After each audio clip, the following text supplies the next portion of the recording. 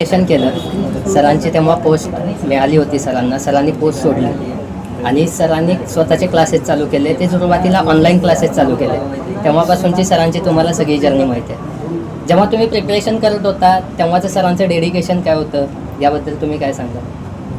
मी आणि डॉक्टर अजित काकडे प्रिपरेशनच्या काळापासून एकमेकांना ओळखतो.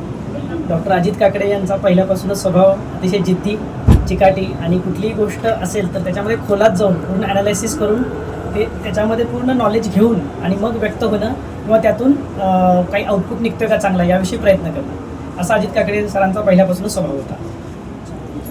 आज सरांनी स्वतःचा क्लास चालू केला आहे. आधी ऑनलाईन होता, आज ऑफलाईन चालू केला आहे. तुम्ही सगळा क्लास बघितला आणि ह्या गुरुपौर्णिमेच्या दिवशी त्यांनी ओपनिंग केलं आहे. तर आजच्या दिवशी सरांना तुम्ही काय सदिच्छा द्याल, तुम्ही काय सांगाल? डॉक्टर अजित काकडे यांनी सुरू केलेला MPSC एक्झाम मंत्रा मेड सिम्पल हा अतिशय स्तुत्य उपक्रम आहे.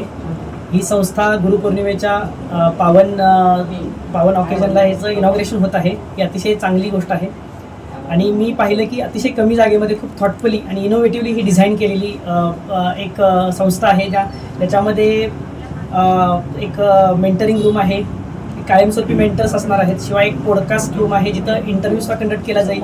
आणि सगळ्यात महत्त्वाचं मला असं वाटतं की प्रत्येकाला 1-to-1 गायडन्स मिळेल. कारण टेलर मेड अप्रोच किंवा वन फिट्स ऑल साईज असा अप्रोच महत्त्वाचा नाही, की प्रत्येकाची क्षमता वेगळी असते. आणि या संस्थेच्या माध्यमातून खऱ्या अर्थाने मला वाटतं मुलांचं स्वॉट अनालिसिस होईल.